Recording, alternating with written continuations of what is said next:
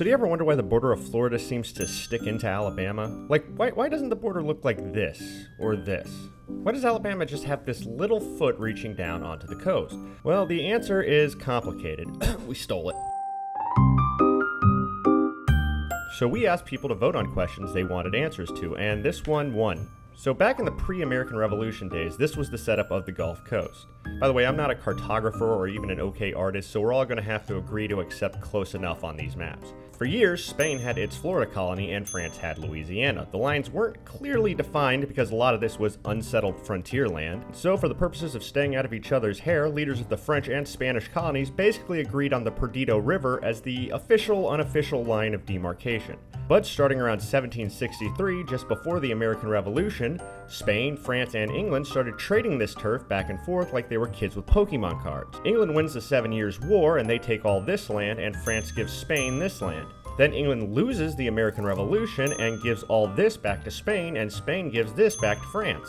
Then the newly formed United States buys up a bunch of French land, the Louisiana Purchase, and they claim all this. And that's where our story starts. See, basically for nearly a decade after the Louisiana Purchase, the lines had the US land stopping in Louisiana and Spain controlling the rest of the Gulf Coast. But in 1812, the US decided they actually also bought this land up to the Perdido River, because they bought all of France's land, and that used to be France's land, kind of, like 3 owners ago. When the US decided this was its land too, Spain politely responded, "The hell it is."